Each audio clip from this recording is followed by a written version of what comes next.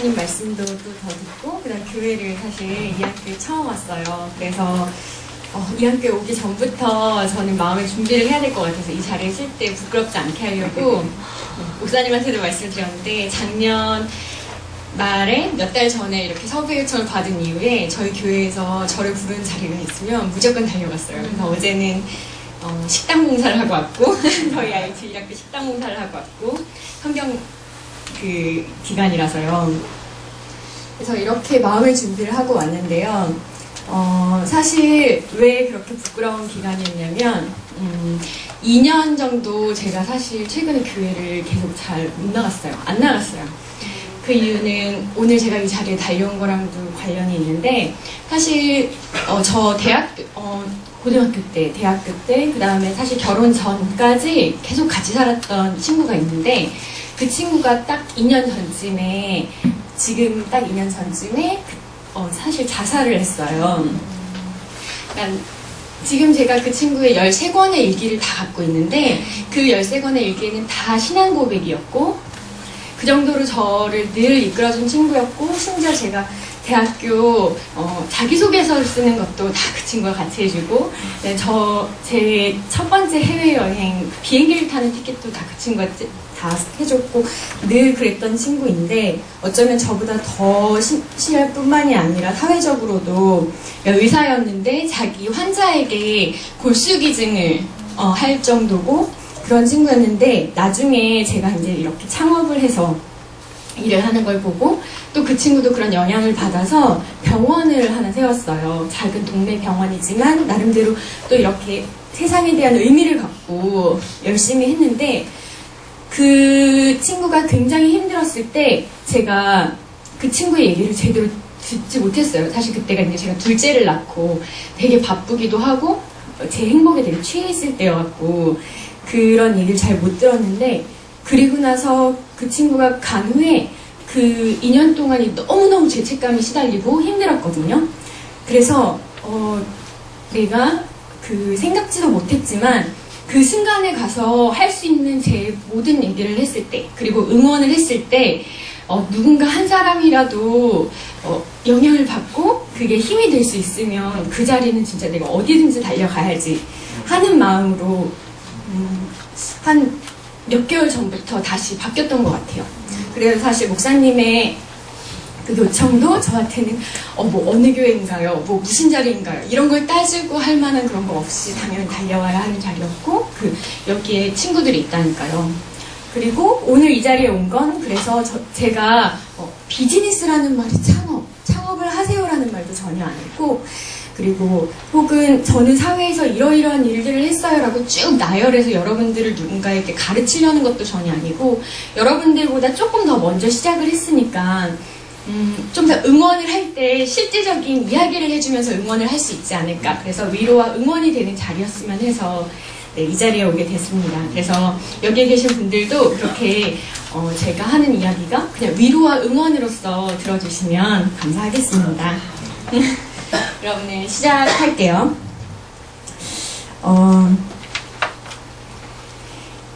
고민을 좀 했어요. 어떤 이야기를 해야 되나. 근데 두서없이 시작하면 여기에 모이신 분들 시간이 너무 아까우니까 좀 순서를 정해봤어요. 그 순서대로 이야기를 할게요. 제가 이 일을 시작하게 된 배경부터 일단 저희 어머니는 선교사세요. 그래서 제가 어렸을 때 미국으로 이민을 가셨고 거기서 또 공부를 하셔서 파송된 곳이 멕시코와 네팔이셨거든요. 이런 영향을 되게 많이 받았던 것 같아요. 그래서 누구나 생각하시는 그 선교사님의 자녀의 삶 그게 맞을 수도 있는데 사실 저는 좀 되게 달랐어요. 문하세라는 말이 있어요. 제가 되게 은혜를 받은 말씀인데요. 요셉이라고 성경에서 어렸을 때부터 늘 많이 배우잖아요. 그 요셉의 이야기 중에 창세기 41장 51절에 내 모든 고난과 내 아버지의 온 집 일을 잊어버리게 하셨다라고 이제 자기의 큰아들 이름을 문하세라고 짓더라고요. 근데 저한테는 어머니가 선교사이신 게 어떻게 보면 그렇게 저에게는 되게 고난이었고 잊어버려야 할 제 온 집안의 일이었던 것 같아요. 왜냐하면 저희 어머니랑 아버지는 제가 어렸을 때부터 늘 싸우셨어요. 너무너무 많이. 왜냐하면 어머니는 신앙을 전공하시고 뭐 그렇게 일을 하셨던 분이신데 아버지는 불교셨고 뭐 이런 것뿐만 아니라 성격도 안 맞으셨겠죠. 그래서 늘 싸워갖고 결국은 제가 어릴 때 헤어지시고 어머니가 그렇게 해서 떠나신 거예요, 미국으로. 근데 선교사라는 직업이 되게 은혜로운 직업이잖아요. 근데 그 자녀들은 어떻게 보면 저나 제 동생들은 그런 게 너무 힘들고 고난이었던 것 같아요. 그래서 저에게는 그게 남들한테는 제가 어렸을 때는 한 번도 말을 해보지 않았던 것 같아요. 우리 엄마가 무슨 일을 하는지, 우리 엄마가 어디에 있는지 이런 얘기를 뭐 처음엔 엄마를 조금 쫓아가서 다니기도 했고 그리고 나중엔 다시 아버지에게 돌아와서 쭉 한국에서 자랐지만 거의 제가 대학교 때 뭐 이때까지도 거의 남들한테 말을 안 해봤던 것 같아요. 그건 저한테 늘 고난이었고 잊어버리고 싶은 것이었기 때문에 근데 그게 바로 저한테는 은혜였던 것 같아요. 그렇게 이해가 안 가지만 받아들이고 그냥 잊어버릴 수 있는 게 문하세가 저에게는 되게 큰 은혜였고 그리고 나서 그 다음을 만들어갈 수 있었던 것 같아요. 어떻게 보면 저에게 남은 건 그냥 저희 어머니의 그 뭐라 그러죠? 막 떠돌아다니는 그런 기질 그리고 어떻게 보면은 별로 두려움이 없는 것 그게 저한테는 남았던 것 같아요. 증오나 뭐 그 미움보다도 나중에는 그러면서 혼자서 여행을 되게 많이 다녔어요. 35개국 넘게 다녔던 것 같아요. 지금까지도 계속 다니고 있어요. 물론 돈은 그때도 없고 지금도 뭐 많진 않겠죠. 않지만 그때 20대 때 막 그런 생각을 했던 것 같아요. 그래 내가 지금 모으는 100만 원이 나중에 내가 이렇게 돈을 쓰면 100만 원 쓰면 나중에 10억으로 올 거야. 정말 그렇게 생각했어요. 그리고 어차피 내가 돈을 나중에 많이 벌면 내가 하고 싶은 것도 나에 대한 투자일 텐데 여행도 다니고 뭐 내 스스로 즐기고 싶은 걸 하고 싶을 텐데 그때보다 그냥 20대 때 적은 돈으로 나한테 투자하고 즐기는 게 나한테 몇십 배로 돌아올 거라는 생각이 늘 들었어요. 그래서 틈만 나면 대학 다닐 때도 돈 열심히 모아서 여행을 다녔고 그리고 나서 회사 다니면서도 끊임없이 여행 다녔어요. 결혼하고 나서도 다녔어요. 사실 뭐 아이 둘 데리고서는 여행 가는 거 쉽지 않은데 제가 작년에도 그리스랑 뭐 그다음에 러시아랑 뭐 이런 곳에 늘 아이들 데리고 여행을 다녔어요. 근데 이게 좀 저에게 좋았던 건 제 자리를 찾아가는데 제가 좋아하는 것을 찾는데 굉장한 도움이 되었던 것 같아요. 여러분들도 뭐 진짜 바람이 들어서 빨리 막 떠나세요 이런 거라기보다는 자신에게 투자하는 시간이 있어야지 내 자리를 찾고 내가 좋아하는 걸 찾아갈 수 있을 것 같거든요. 근데 이때 좋아한다라는 거는 여러분들이 꼭 직업으로 삼지는 않으셔도 돼요. 사실은 그건 어차피 평생 가져가야 할 여러분의 약간 친구 같은 거라서 잘 찾아 놓으면 그게 어느 순간은 그걸 붙잡으면서 갈 수 있을 것 같아요. 그래서 또 요셉의 이야기예요. 그리고 나서 지나서 창세기 45장 8절에 그런즉 나를 이리로 보낸 이는 당신들이 아니요 하나님이시라 라는 이야기가 있어요. 그러니까 요셉의 형제들이 요셉이 그렇게 되게 잘 된 다음에 왔을 때 이런 이야기를 했거든요. 근데 이 얘기는 저한테는 제 자리와 제 소명은 제가 찾아가는 것은 아닌 것 같다라는 생각이 들었어요. 어느 자리인가 제 자리가 분명히 있을 것인데 그거를 막 치열하게 찾아가는 것만이 방법은 아니더라고요. 그러니까 그렇게 찾아가는 사람들 되게 많아요. 근데 그렇게 저는 행복하지 않았어요. 뭐 아주 현실적인 얘기를 하면요. 저는 대학 들어가서 학고를 2번 맞았어요. 그렇게 여행 열심히 다니고 했는데 그 다음에 토익 토플 한 번도 안 봤었거든요. 왜냐면 너무 젊은 친구들이니까 현실적인 얘기하면 그래도 대학원 카이스트 갔고요. 그 다음에 회사도 토익 토플 하나도 없이 그렇게 여행 다니면서 영어 배우면서 인터뷰를 해서 야후 들어갔고 그 다음에 삼성전자 들어갔어요. 그래서 학교에서 장학금 받지 못했지만 그런 기업에서 장학금을 받으면서 학교 다녔고요. 그래서 되게 큰 길이 있더라도 내 길이 아닐 수도 있어요. 되게 작은 길로 여러분의 자리를 찾아갈 수 있거든요. 그래서 그렇게 아주 치열하지 않아도 되는 것 같아요. 그 큰 길이 내 길이 아니라서 너무너무 괴로운 날도 있는데요. 되게 다른 자리에서 내 자리를 이렇게 찾아가는 것도 방법이더라고요. 그리고 그게 되게 괴롭지 않을 때도 많아요. 전 되게 즐겁게 왔거든요. 그런 이야기들을 좀 해볼게요. 그리고 나서 저에게는 찾은 게 IT를 하고 싶다라는 생각이었어요. 저는 이제 공공학번이에요. 그때는 경영학과 하면 뭔가 벤처 회사를 만들어야 되는 막 닷컴 붐이 막 이때였어요. 공공학번. 그래서 제가 들어갔던 학교는 전 사실 이화여대 경영학과에 들어갔는데 여대라서 벤처 동아리 이런 게 없는 거예요. 그래서 대학교 1학년 3월 달에 아는 사람이 데려간 게 다른 학교 벤처 동아리였어요. 서울대 벤처 동아리였는데 되게 뻔뻔하게 저희 학교 수업도 안 들으면서 매주 거기 가서 저 동아리 다 참여하고 거기서 무슨 팀장까지 하고 그렇게 교육을 받았어요. 너무 뻔뻔하죠. 근데 그 뻔뻔함이 어떻게 보면 그들에게 저는 기여할 게 있었고 마찬가지로 저 역시 되게 많이 배워서 언젠가는 창업을 하고 싶고 그게 창업을 하려면 지금 시대에서는 IT가 되지 않을까 그런 생각이 들었어요. 그 동아리 안에서 나온 것들이 이 맨 뒤에 가면 잠깐 설명드렸지만 공신이라는 회사도 있었고요. 이투스라는 회사도 제가 그 선배들이 한참 만들 때 같이 저희 가면 심부름만 했죠. 이런 회사도 있었고요. 게임빌이라는 회사도 있고요. 이런 회사들이 계속 눈앞에서 만들어지는 걸 보니까 당연히 되게 마음이 뛰었어요. IT 쪽에. 그래서 그때 삼성전자에서 멤버십 프로그램을 제가 2년 동안 했었는데 각 부서를 방학마다 다 돌아다니면서 인턴을 하게 하는 거였어요.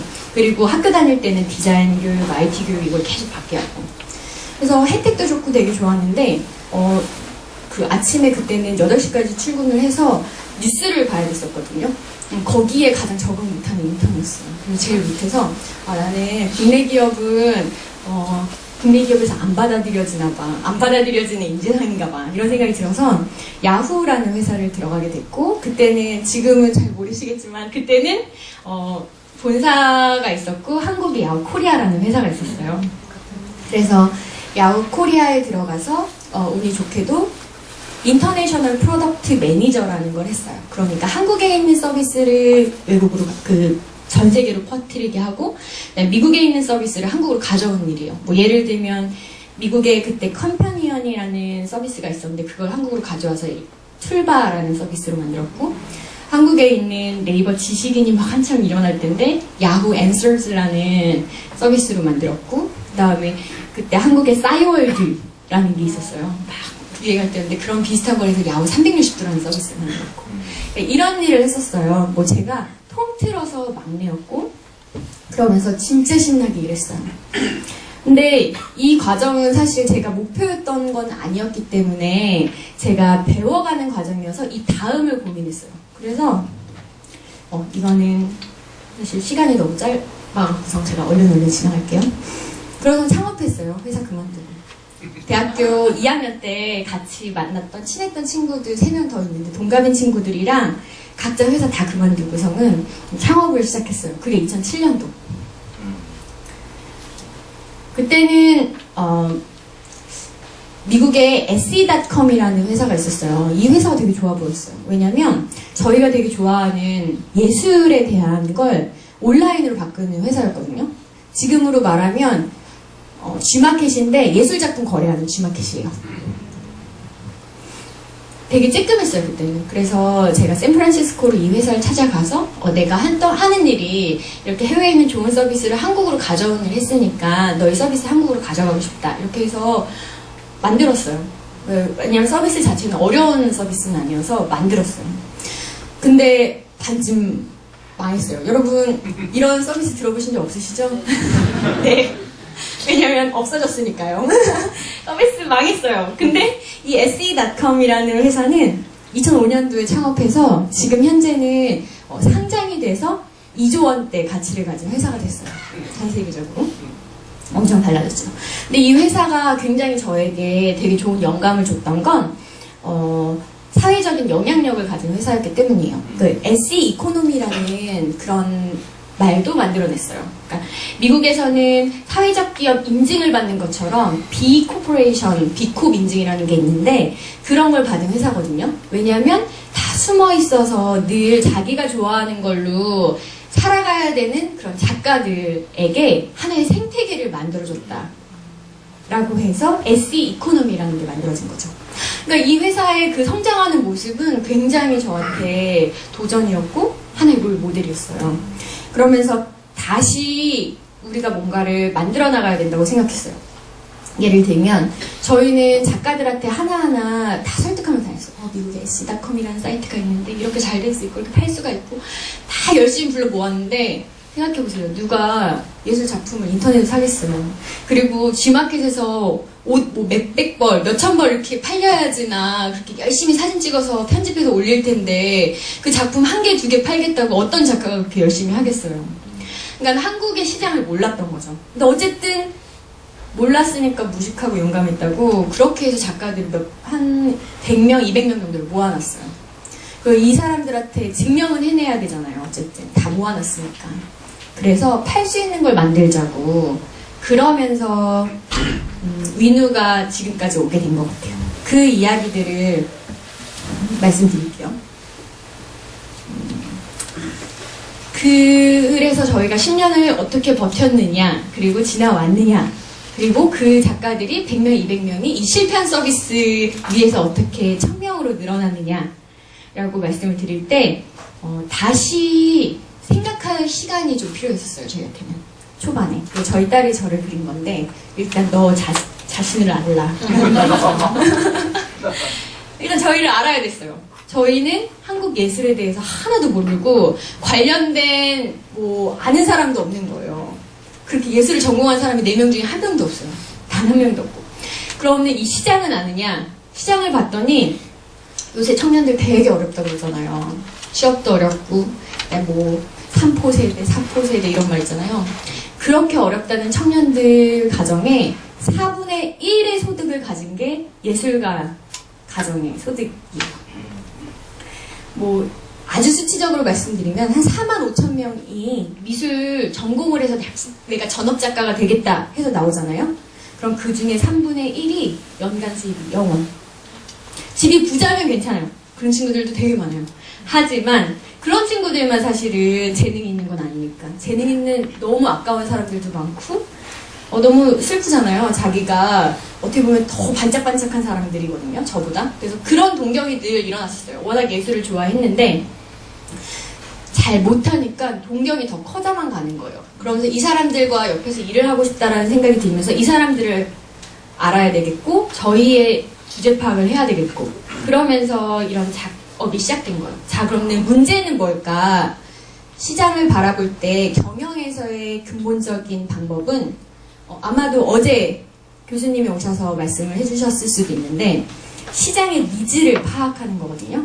근데 저희는 되게 바보 같은 혹은 무식했던 건 근데 이 방법이 요새는 되게 좋아요. 하고자 하는 일을 먼저 찾는 거예요. 그냥 예를 들어서 되게 시골 마을에 버스가 잘 다니지 않아요. 왜냐면 거기 타는 사람이 별로 없으니까. 근데 그 마을에 타는 사람이 단 한 사람, 두 사람만 있더라도 거기는 그 버스가 가야 되는 거겠죠. 참 시장 경제 논리에는 안 맞아요. 하지만 필요한 일이기 때문에 그 버스를 보내야 하는 거잖아요. 마찬가지로 저희는 그냥 그런 삶을 살고 싶었었어요. 시장을 먼저 보고 기회를 찾기보다는 우리가 하고 싶은 것 혹은 우리가 그 자리에 있어야 할 필요가 있는 것을 먼저 찾고 싶었거든요. 근데 대신 무작정 그 버스를 시골에 보낸다고 이게 지속적으로 돌아갈 수 있는 건 아니잖아요. 그래도 조금은 고민해 가면서 전략적으로 접근을 할 필요는 있는 것 같아요. 지속되기 위해서는. 그래서 그 방법을 찾기 위해서 하나씩 뜯어보기 시작했어요. 왜 예술이 문제일까? 왜 99%의 사람들은 예술을 즐기지 않고 99%의 작가들은 그렇게 괴로워하면서 1%의 작가와 1%의 소비자만 만나는 걸까? 소비자의 예술에 대한 경험치가 되게 낮구나. 그래서 어떤 사람들은 저는 광화문에 살고 있는데 지나가다가 치고 걸리는 게 공연이에요. 무료로 하는 거. 갤러리 같은 경우도 당연히 무료로 오픈. 시립미술관이나 뭐 이런 데도 당연히 무료로 오픈. 비입 전시 아니면. 아니면 반대. 작품은 몇백만 원, 몇천만 원. 저희 집 같은 경우도 세탁기 한 대가 100만 원인데 그림 하나보다 더 가격이 낮거든요. 그럼 뭘 사겠어요? 저 같은 주부는. 마찬가지로 되게 고가의 유형 제품이라는 약간 편중된 시장의 분위기가 있거든요. 분위기라기보다 그 이론이. 근데 이때 이걸 풀기 위해서 그럼 정부는 어떻게 접근을 할까 봤더니 이거는 대학로 잘 보이시나요? 대학로 지나가다 보면은 이런 광고가 있었어요. 한번. 예술 전공하세요? 아니요, 대학로 가다가 보셨어요? 예, 네. 이거 멀리 쓰신 분들은 좀 안 보실 수도 있어요. 물감 살 돈이 없으면 그림을 못 그리겠다면 지금 연락 주세요.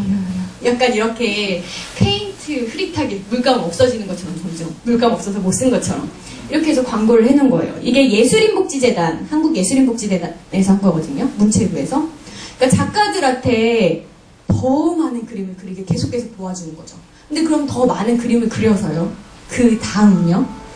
그 다음의 정책은 사람들한테 무료로 이거를 쓰게끔 만들어준다는 거예요. 예를 들어서 연극이 원래 35,000원이에요. 하지만 사람 티켓을 이용하면 8,000원에 보실 수 있게 정부가 도와드려요. 혹은 원래 엄청난 전시예요. 엄청난 그림들이 걸려있어요. 하지만 무료로 볼 수 있게 수요일날 오세요. 문화가 있는 수요일이니까요. 근데 이게 과연 작가들한테 도움이 될까요? 시장에 도움이 될까요? 시장은 어떻게 보면 소비자를 스포일하는 거예요.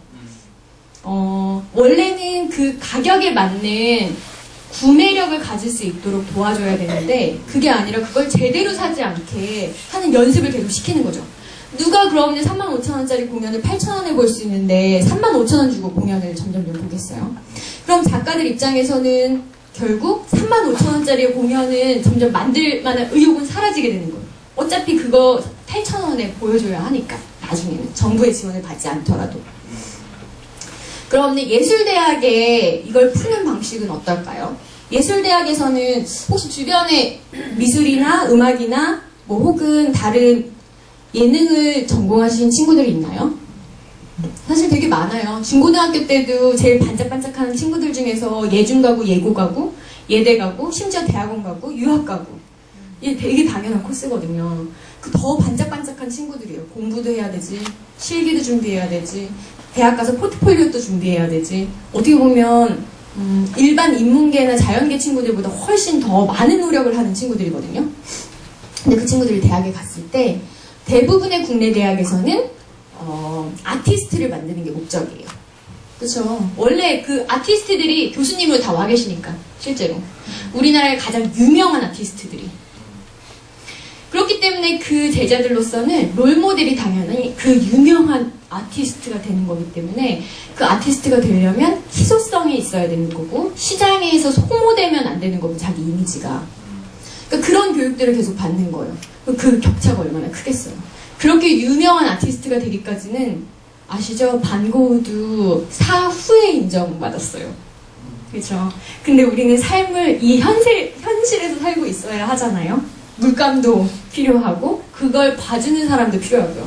물감만 있다고 그림 그리는 거 아니거든요. 봐줄 사람이 있어야 이게 사람이 기운이 나와서 그림을 그리는 거니까.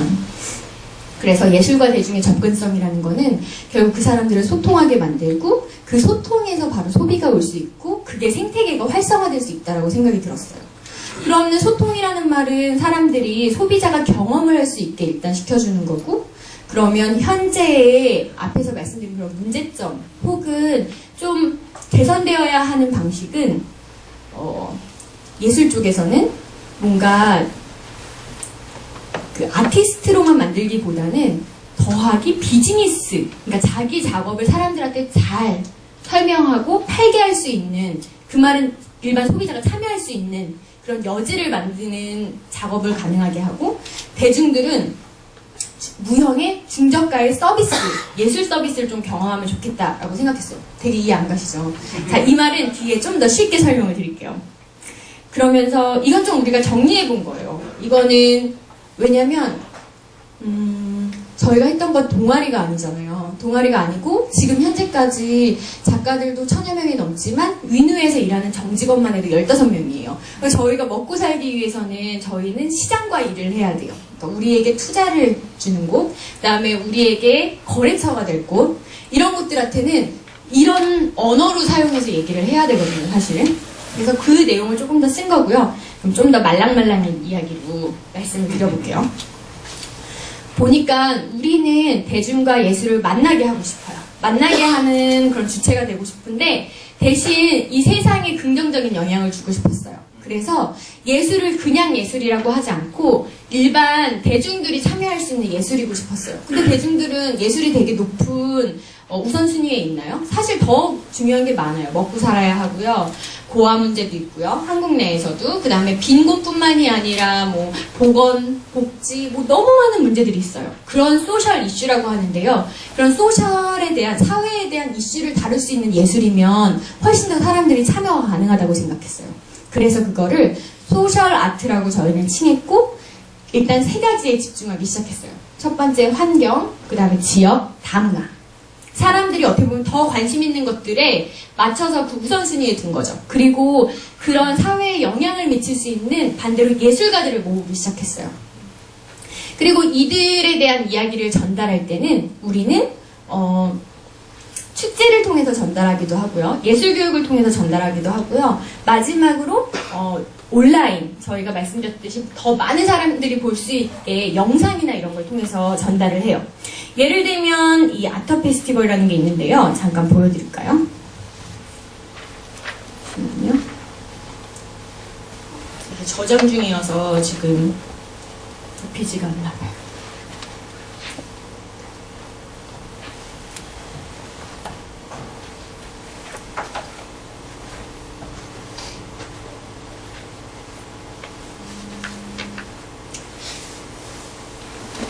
저희가 작가를 일단 어떻게 모으는지 한번 보여드릴게요.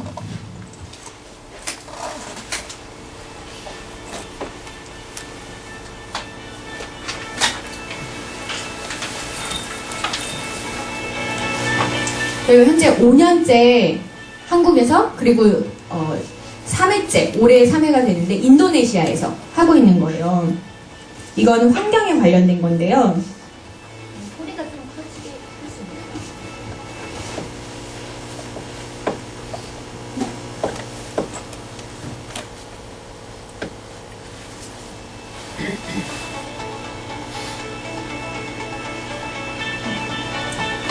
일단 환경에 관심 있는 작가들도 되게 많아요. 그 작가들을 1년에 100명씩 한 자리에 모아야 하는 거예요. 그래서 그 작가들한테 버려진 쓰레기를 20여 톤을 쌓아놔요. 여긴 동대문의 DDP라는 곳이었거든요. 그래서 20여 톤을 쌓아놔요. 그리고서 그 쓰레기로 작품을 만들게 하는 거죠. 1박 2일 동안. 그렇게 1박 2일 동안 작품을 만들면 거기 DDP를 지나가는 되게 많은 사람들, 그리고 이 축제를 보러 온 사람들이 한 30여만 명 정도가 됐는데 그 사람들은 작품이라는 게 뭐 엄청난 스토리가 있는 거고 그 다음에 거리가 멀고 이런 건 줄 알았는데 그 현장에서 볼 수 있는 거예요. 작업하는 거. 쓰레기에서 이렇게 가치 있는 작품으로 바뀐다라는 거를. 그러면서 이 작품, 만들어진 작품은 국내에서 계속 전시를 다녀요. 그리고 이 전시는 사람들에게 입장권을 받고선 들어올 때도 있고 무료로 할 때도 있는데요. 지금은 서울시립미술관에 계속 전시가 됐었고요. 그 다음에 이거는 서울시의 자원순환과와 함께 해서 지금 5회째 하고 있는 거예요. 네, 자원순환과 예술에 요만큼도 관심 없는 부서죠. 사실은 한국예술위원회에서 저희 한국예술위원회랑도 일을 많이 하는데 문체부 산하 한국예술위원회에서는 가서 혼났어요. 아니 예술을 도구로 지금 이게 예술입니까? 이렇게 엄청 많이 혼났거든요. 근데 서울시 자원순환과에서는 브라보 네, 다른 접근인 거죠, 각자. 근데 저희가 원하는 건 사실 예술계에서 인정받는 거 이전에 저희가 줄 수 있는 영향력을 찾는 거예요. 그 선한 영향력이라는 건 어떤 곳에서는 되게 낮게 보일 수도 있지만 어떤 곳에서는 되게 크게 영향력을 미치면 그 또한 저의 자리니까 이렇게 시작을 하는 거죠. 그리고 저렇게 만든 작품을 가지고 그리고 국내 국외에 있는 이런 쓰레기로 만든 작품을 가지고 청계천에서 재작년부터 축제를 하기 시작했어요. 그때는 100여만 명의 사람들이 항상 매년 보러 오거든요. 이것도 역시 이거는 서울시 이거는 서울시설관리공단과 함께 하고 있어요. 그러니까 이렇게 큰 곳과 일을 할 수 있는 가장 큰 이유는 자기만의 컨텐츠를 그냥 계속 만들어가는 수밖에 없는 것 같아요. 그리고 그것과 또 일을 해야 하는 반대의 이유는 그곳들이 가진 인프라라는 게 있거든요. 사람들이 가장 많이 오는 곳은 광화문 광장과 청계천이더라고요. 그래서 그곳에서 우리가 축제를 하기 위해서 연결을 지을 수밖에 없고 정부가 원하는 것을 주고서 이 참여자들을 하나씩 설득해 나가는 게 되게 중요하고요. 이때의 돈은 누가 드느냐? 기업들이 올림픽에 스폰서십으로 참가하듯이 기업들이 여기에 광고 스폰서로 참여를 하고 있습니다. 그래서 지원이나 재단처럼 그렇게 수혜를 받는 건 전혀 아니고요. 저희가 세금 계산서라는 거 들어보신 분들이 있으실 거예요. 세금 계산서를 끊어요. 매출로 잡히거든요. 그 기업들은 저희를 신문이나 올림픽은 훨씬 더 크지만 그런 광고 플랫폼으로서 저희랑 계약을 하는 거예요. 그러니까 이런 거래 자체를 좀 만들 수 있어야 해요. 이런 프로젝트를 하실 때도. 청계천 얘기는 좀 넘어가고요. 지역 같은 경우도 지역에 있는 되게 숨어있는 작가들을 찾아내고 그 지역의 이야기들을 찾는 것도 되게 중요하다고 생각을 했어요. 예를 들면 저희는 처음에 영등포구에 시작했어요. 영등포구에서 2007년부터 시작하다 보니까 옆에 있는 물레동이 있었거든요. 물레동엔 철공서가 굉장히 많은데요. 홍대에서 작가들이 되게 많이 살았는데 예전에는 홍대가 점점점 비싸지다 보니까 그 옆에 있는 물레동으로 점점 흘러온 거죠. 물레동은 말씀드렸죠? 1층이 다 철공소다 보니까 2층에서 밤새 분진을 날리든 시끄럽게 뭐 철을 잘라대든 아무도 뭐라 그러는 사람이 없고 가격도 이 스튜디오라고 하는데 작업실 하나를 얻는데 한 30만 원에서 40만 원이면 되거든요. 월세. 이렇게 해서 지금은 300여 명이 모여 있어요. 그러다 보니까 이 물레동에 있는 작가들이 점점 자기 작업실에 작품이 이렇게 쌓여가는 거예요. 작업할 공간이 없어요. 누가 사주지도 않고 어디 가져가지도 않는데 계속 쌓여가요. 근데 또 반대로 이 사람들은 이걸 막 갖다 팔 수도 없고요. 뭐 팔만한 데도 없지만 갖다 버릴 수도 없어요. 자기 자식 같은 거라서. 그래서 이 작가들이랑 창고 세일 같은 걸 하기 시작했어요. 작품을 하나씩 갖고 나오되 5만 원 미만으로 팔게끔. 그리고 여기에 오는 사람들은 결혼식 선물이나 아니면 어디 누구 개업했을 때 화환 보내는 정도로 가격대로 이 작품들을 사고 가져가기로. 근데 그러다 보니까 문제가 생겼어요. 갤러리에서 사가기 시작하는 거예요. 이 낮은 가격으로. 그런 걸 장난친다고 그러는데 이만큼 사갔다가 나중에 작가가 좀 뜨면 그때 막 풀기 시작하는 거예요. 작가들이 이제 덜덜 떨기 시작해요. 내놓을 수가 없어. 그래서 또다시 저희가 그들과 함께 찾은 방법은 도장을 찍는 거예요. 이건 헬로우 블레를 통해서 작가가 사회에 공헌한 거라고. 원래 가격은 100인데 100분의 1로 드리는 거라고. 너에게 작품을 구입할 기회를 드리는 거라고. 첫 번째 작품을 이렇게 하면 그 다음부터는 최소한 도의적으로라도 작품 거래가 시장에서 좀 힘들거든요. 그러니까 어차피 문제는 계속 발생해요. 뭘 하든. 근데 그 문제를 해결해 나가는 게 과제인 것 같아요. 누구나 다 아이디어는 있기 때문에 그 어디선가 비슷한 게 계속 생겨요. 근데 아시죠? 그 다음에 운영에서의 그 문제를 해결해 나가는 게 계속 갈 수 있는 힘인 것 같아요. 그리고 나서 뭐 노는지도 있지만 세 번째 같은 경우는 저희가 IT 회사들이랑 좀 일을 하다 보니까 판교 지역이 굉장히 초산업화되어 있어요. 뭐 네이버부터 시작해서 네오위즈 이런 것들이 굉장히 많은데 굉장히 반대로 삭막해요. 다들 아침에 일찍 와서 밤 11시, 12시까지 일하다가 그대로 그냥 가는. 그래서 성남시랑 판교랑 했던 거는 이 1층을 다 미술관으로 만들자. 대신 쇼윈도 백화점 지나가다 보면 쇼윈도에 다 보이죠? 옷들이. 그런 것처럼 작품을 그렇게 만들자라고 했어요. 그래서 작가들의 작품을 모아다가 대신 모을 때 이 사람들이 만드는 서비스가 해외로 퍼져나가니까 가장 한국적인 작품을 모아다가 1층, 각 1층에 다 작품을 전시했어요. 그래서 거리를 걸으면 쇼윈도에서 작품들이 보이듯이. 이런 캠페인을 해서 아트 플레이 그라운드라고 해서 그 지역과 맞아떨어지는 프로젝트들을 한 거죠. 이건 헬로우 블레이고요. 그 다음에 뭐 노는지는 저희가 성수동으로 옮긴 지 3년 정도가 됐어요. 성수동이라는 곳 이제 좀 이따가 뒤에 소개해드리겠지만 지금은 한 800여 명 정도가 모여있거든요. 저희 같은 사회적 기업이. 그래서 이들과 함께하는 프로젝트. 그 다음에 이제 이건 아트 플레이그라운드. 이 앞에는 지금 네오위즈. 그 다음에 이 옆에는 지금 NHN 사업 앞에 있는 필로티요. 이런 것들이 지금 꾸며졌었어요. 그리고 이제 다문화 같은 경우에도 마지막으로 다문화에 대한 스토리는 저희가 예술교육 프로그램을 운영했거든요. 왜냐면 작가들을 각 주제별로 하나씩 모으고 그렇게 모인 작가들을 정기적인 소득이 필요하더라고요. 그 정기적인 소득을 줄 수 있는 곳은 예술교육 프로그램을 만들어서 그 작가들이 예술 강사가 되게 하는 거였어요. 그러면서부터 6년, 벌써 7년 됐는데 서울시립미술관을 시작으로 해서 각 기업 혹은 공기관의 예술교육 프로그램을 만들고 제공하는 일들을 하고 있거든요. 그랬을 때 시각예술 하는 미술이나 이런 작가들은 굉장히 여기저기 잘 팔려요.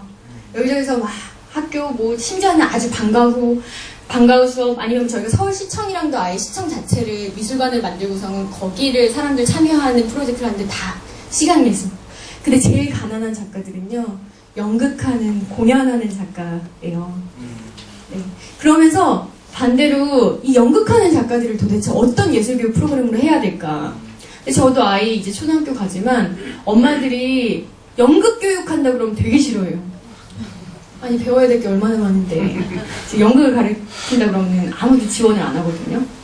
그래서 대신 이 작가들이 쓸 수 있는 좋은 교육 프로그램을 만들자라고 시작한 게 자메노프의 이야기 상자예요.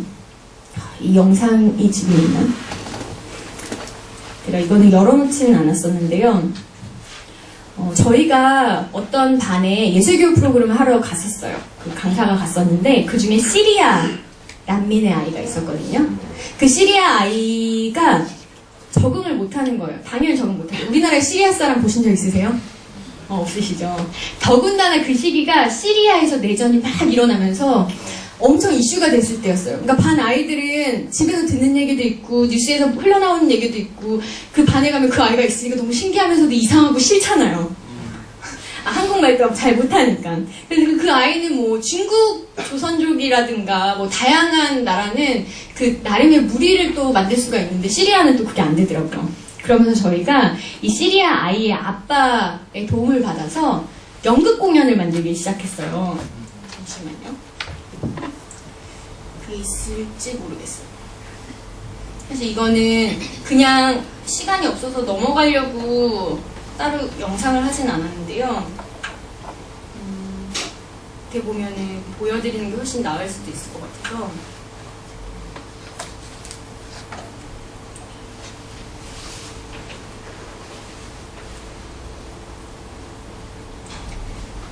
그러면서 이 아이가 발단이 된 거예요.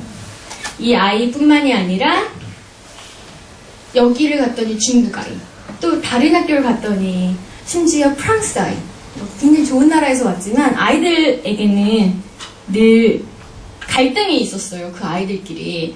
근데 이 아이들을 친하게 만들 수 있는 방법은 이 아이가 인기가 많아지게 하는 방법이에요.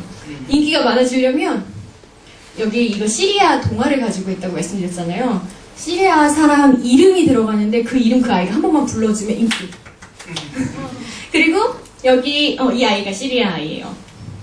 그러면서 저희가 자메노프의 이야기 상자라고, 자메노프는 사실 폴란드 사람인데 전 세계적으로 같은 언어를 아이들에게 쓰게 해보고 그리고 그 언어를 통해서 좀 하나가 되는 걸 꿈꿨던 사람이에요. 그 언어를 우리나라에서 제일 처음 배웠던 사람은 고종 황제. 그러면서 우리는 이 자메노프라는 사람에게 영감을 받아서 이 자메노프의 이야기 상자라는 프로젝트를 시작하게 된 거죠. 그래서 진짜 마차까지 만들었어요. 마차가 다니면서 아이들이 연극을 할 수 있게.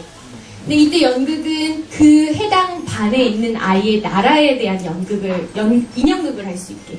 이게 처음엔 연극을 시켰더니 아이들이 참 못하더라고요. 연습할 시간도 없고 너무 나중에 공연할 때 참 볼품 없으니까 아이들도 신이 안 나고. 그래서 가장 그 결과가 잘 나오는 인형극으로 하게 된 거죠. 이런 식의 노력을 저희가 했는데요. 이때도 말씀드렸던 건 결국 자본주의 사회잖아요. 돈의 힘이 또 같이 필요해요. 그래서 가장 돈이 많이 나오는 것은 사실 많은 경영학자들이 얘기하잖아요. 전 세계 부의 70%는 기업에 있다고. 기업이랑 같이 했어요. 이거는 대우증권이랑 같이 했고요. 그러니까 이런 기업들의 사회공헌 비용 아니면 마케팅 비용이 저희가 할 수 있는 그 많은 프로젝트의 일부의 그 힘이 되기도 합니다. 자, 그렇게 해서 지금 이 자매노프의 이야기 상자까지 들려드렸고요. 그리고 이제 이들을 저희가 아주 장기적으로는 좀 알릴 필요가 있었어요. 모았죠. 각 소셜 이슈별로. 그리고 이들에게 정기적인 수입을 마련해주기 위해서 예술 교육 프로그램을 했죠. 근데 이들이 원래 하고 싶어하는 작업들이 있어요. 그것들이 좀 더 알려질 수 있게끔 하는 일을 네이버나 아니면 현대차랑 지금 하고 있어요. 지금 네이버에서도 보시면 15일에 한 명씩 작가들을 소개하고 있어요. 저희가 헬로우 아티스트라고 해서. 그래서 그런 영상이 있고 또 그래서 진짜 헬로우 아티스트예요. 그리고 현대차랑 같이 하게 된 거는 국내에 있는 되게 숨겨진 작품들이 해외에서 알려질 수 있도록 그 작품을 30개를 1년에 뽑아서 해외에 소개하는 일을 하고 있는데 그게 이제 브릴리언트 30이라는 프로젝트예요. 그러니까 이런 식으로 저희가 할 수 있는 것들을 지금 찾아나보고 있는데요. 그렇게 해서 저희가 원하는 거는 일상 속에서 문화예술 시장을 만드는 거예요. 단 이 시장이 검은 시장, 뭐 이렇게 해서 2,500억의 시장, 뭐 이렇게 그림 시장이 있다 이런 게 아니라 또 다른 리그를 만드는 거죠. 중저가의 유형 말고 무형의 서비스들이 오고 갈 수 있는 시장. 그래서 그걸로 인해서 작가들이 소득이 증대될 수 있고 예술이 뭔지 되게 거리가 멀었던 사람들이 조금이나마 점점 경험하게 되면서 그 시장 안에서 소비자가 될 수 있게 하는. 그래서 저희의 대부분의 클라이언트는 공공기관이나 지자체뿐만이 아니라 기업이기도 하고요. 그 다음에 제공하는 서비스는 전시, 교육, 그리고 마지막으로 이 온라인 컨텐츠까지의 서비스를 만들고 있습니다. 그렇게 해서 지금 올해 10회 지금 컨퍼런스를 하시죠. 저희도 올해 만 10년이 됐어요. 그렇게 해서 만 10년째 사회적 기업으로 이어오고 있는데요. 사회적 기업이라는 거 들어보신 듯 모르시는 듯 하시죠. 우리나라는 인증제도라는 게 있어요. 사회적 기업에 대해서. 그래서 내가 사회적 기업이에요 라고 인증을 받지 않고 얘기를 하면 우리나라에서는 불법이래요.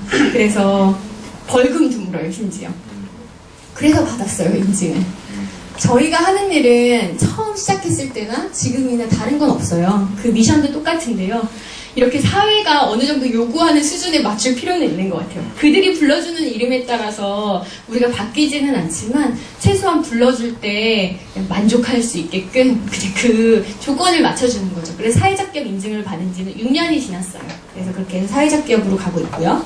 그 다음에 현재까지 350만 명의 사람들이 우리의 프로그램을 함께 해왔어요. 그냥 작가들이 아니라 일반 대중들. 그렇게 해서 현재 작년까지 아터 페스티벌이라든가 뭐 이런 것들을 국내뿐만이 아니라 인도네시아 이런 곳에 하고 있고요. 앞서서 잠깐 보여드렸던 그 아터 페스티벌로 저희가 서울시에서 환경상을 받았어요. 참 예술 쪽에서는 인정을 요만큼도 못 받았던 프로젝트인데 너무 황당했어요. 받으면서도. 환경상이라니 막 이러려고 내가 이거 한 거 아닌데. 네. 그래서 생각지도 못한 곳에서의 임팩트가 생기더라고요. 근데 이거는 인도네시아의 가장 큰 신문 1페이지에 실리는 거예요. 그래서 이런 인도네시아에서 프로젝트에 우리 파트너들을 마련하는데요. 이때 제일 중요한 저희가 꼭 가져야 하는 건 지치지 않는 거였어요. 그래서 지치지 않는 것들 그냥 제일 좋아하는 찬양 중에 하나예요. 찬송 중에. 그래서 이걸 넣었고요. 이게 저한테는 되게 중요한 말씀이었듯이 여러분들은 이런 신앙에 대해서는 이미 교회 안에서 너무 잘 하고 있기 때문에 말씀을 드리면 그 외의 말씀을 드리면 하나는 자기가 만약에 이런 사회적 기업이거나 아니면 또 다른 임팩트 소셜 임팩트라고 하는데 이런 것들을 위해서 가고자 한다면 이건 좀 새로운 길이라는 걸 생각해야 돼요. 이게 제가 갔던 대학 동아리 그 사진이거든요. 1학년 때. 잘 안 보이시죠, 지금. 네, 서울대 벤처 동아리예요. 근데 이 안에서 아까 말씀드렸죠. 이투스도 나왔고, 공신도 나왔고. 공부의 신이라고 들어봤죠. 공신도 사실 사회적 기업이에요. 근데 지금도 여전히 지질이 가난해요. 근데 이때 이투스를 만든 선배도 여전히 친한데, 그때, 교육이 누구나 다 블루오션, 여전한 블루오션이라는 건 다 알아요. 근데 이걸 위해서 어떻게 돈 벌 방법이 있는지도 어느 정도 알아요. 하지만 시장의 기회를 보고 움직이기보다는 자기가 좋아하는 것, 그 마음이 끌리는 뜻한 바대로 가서 같은 산업군이지만 이렇게 다르게 지금 성장을 해왔어요. 그래서 이투스가 나쁘다는 말도 아니고 공신이 초라하다는 말도 아닌 거 아시죠? 그러니까 각자의 길을 찾아가는 거고 둘 다 너무 행복하게 지내요. 참고로 이투스를 만든 선배는 팔고 SK에 팔고 그리고 또 이후에 한 번 더 팔렸는데 지금 현재는 스피케어 그래서 스피킹 맥스를 또 창업했어요. 그리고 문화예술 문화라는 거 안에서도 누구나 다 돈 벌 거라는 얘기를 하는 것들 있죠. 예를 들어서 게임 특히나 모바일 게임 게임빌이라는 회사가 그렇게 해서 나왔어요. 하지만 그때 이 송병순 선배가 게임빌을 만든 성공을 보면서도 누가 보면은 자기는 자기가 찌른다 그러죠. 또 자기가 좋아하는 길로 가는 저 같은 사람도 있어요. 시장이 실패했다고 항상 경영학에서 얘기하는 예술 순수 예술로 오는 사람도 있는 거고요. 근데 이렇게 올 때 촌스럽게 가지 않았으면 좋겠어요. 여러분 여기 있는 분들 다 선한 분들인 거 알고 그리고 앞으로 만날 분들도 다 선한 분들인 거 알아요. 하지만 하는 일 자체는 되게 세련됐으면 좋겠어요. 그리고 그걸 자기 일을 설명하거나 자기가 가는 길에 대해서 다른 사람과 일을 할 때는 굉장히 세련되게 했으면 좋겠어요. 여기는 교회지만 여러분들이 일하실 곳은 교회가 아니잖아요. 그렇기 때문에 굉장히 세련되게 일을 했으면 좋겠고 그게 아무튼 우리의 목표기도 했어요. 그래서 현재 예를 들면 저희 회사 안에는 저처럼 신앙을 가진 사람도 있고 신앙을 갖지 않은 사람도 있어요. 앞으로 여러분들이 하실 일에서도 마찬가지일 거예요. 그랬을 때 저는 제가 하는 일이 어떻게 보면 소명 안에서 이렇게 한다고 하지만 그걸 제 옆에 있는 사람에게 강요하진 않아요. 이 사람은 우리 회사가 사회적 기업인지 아닌지 별로 신경 안 쓰는 사람도 있거든요. 예를 들면 저희 회사는 보드 멤버 이사가 2명인데 한 명은 저고 한 명은 선관님이라고 예전에 제 야후 동료이기도 하고 지금은 구글 본사에서 크리에이티브 리더로 있어요. 그러니까 이분이 구글 코리아의 첫 번째 디자이너기도 했고 그 다음에 지금 본사에서도 10년째 일을 하고 있는 되게 유능한 디자이너인데 이 사람은 우리 회사가 사회적 기업인지 요만큼도 신경 쓰지 않아요. 그리고 외부에서 얘기할 때도 단 한 번도 그런 걸 강조해 본 적이 없어요. 저 역시도 이 사람과 얘기할 때는 그게 중요하지 않아요. 그만큼 여러분들이 일하시는 것 그게 소명이라면 그걸 보여주세요. 얘기하지 마시고. 그리고 세 번째는 아마 어제 그런 비슷한 질문이 나왔다고 하셨어요. 이게 교회 안에서 서로 끌어주는 거는 자유 경쟁 시대에 어떻게 보면 이렇게 서로 끌어주는 게 또 도의적으로 혹은 문제가 되지 않는가라는 질문이 나왔다고 하셨어요. 근데 저는 그게 그렇게 볼 수도 있겠죠. 근데 결국은 가족도 그런 건 서로 끌어주잖아요. 그렇죠? 그리고 사람은 다 외로워서 자기의 그룹을 찾아갈 수밖에 없는 것 같아요. 그렇게 일을 할 때도 결국 그 그룹을 계속해서 만들어 나가야 되고 자기가 외롭지 않고 이렇게 서로 끌어줄 수 있는, 기댈 수 있는. 그러니까 회사에서 이 사람 잘 되게 학연으로 지연으로 끌어주는 거 말고 위로가 될 수 있고 그 사람을 지지해주는 사람 분명히 있어야 된다고 하거든요. 그런 지지는 여러분 옆에 있는 사람이 될 거예요. 정말로. 지금 만난 이 친구들이 여러분들이 나중에 결혼해서도 아마 제일 힘든 날 전화해서 울 수 있는 친구가 될 거고 여러분들이 앞으로 하는 일에 있어서도 같이 하자고 손 내밀 사람이 될 수도 있을 거고요. 비즈니스 파트너가 될 수도 있을 거고요. 그래서 지금 있는 친구들한테 잘하셔야 돼요. 지금 막 수련회 가갖고서 막 이렇게 못 살게 굴고 이러시면 안 돼요. 결국은 지금 만난 친구들 아시죠? 다 계속 여기서 성년부, 작년부까지 같이 가실 친구일 거예요. 너무 시간이 금방 가더라고요. 네. 그래서 저 같은 경우는 그렇게 해서 대학원들을 찾아갔어요. 학교들을. 그래서 지금 이거는 사실 제 마음속에만 있어서 저희 신랑한테도 얘기하지 않은 건데 저는 올해부터 그 유학 준비를 하고 싶어요. 그래서 저희 회사는 제가 아니어도 잘 운영될 수 있게끔 만드는 게 목표이고요. 저는 제가 예술 교육을 받지 않았기 때문에 갖는 한계들이 몇 가지가 있어요. 그런 것들을 극복하고 그다음에 또 저 스스로도 좀 더 자극받고 싶어서 유학 준비를 할까 해요. 그래서 저랑 비슷한 생각을 하는 약간 소셜 아트에 대한 것들을 배울 수 있는 곳 그런 곳을 가고 싶어요. 이거는 지금 대학원을 사회적 기업과 가정 같은 거가 만들어졌어요. 카이스트 경영대학원에. 그래서 기경원이라고 기독교 경영연구원 역시도 제가 그 과정에 있던 지도 교수님을 통해서 간 거거든요. 그러니까 이렇게 항상 내가 원하는 것들이 중간에 열릴 때가 있어요. 근데 그거를 잡기 위해서는 사실 되게 끊임없이 잊지 말고 노력을 할 필요는 있는 것 같아요. 그래서 말씀드린 대로 가장 중요한 건 여러분들이 외롭지 않는 게 제일 중요한 것 같아요. 지금이 아니어도 내일 뭐 아니면 5년 후, 10년 후, 20년 후 여러분들이 어차피 그 자리는 꼭 갈 거니까요. 외롭지 않게 응원해줄 사람들이 물론 부모님이나 가족들도 있으시지만 더 크게는 더 중요하게는 바로 옆 사람들일 거예요 지금. 네, 여기까지 마치겠습니다.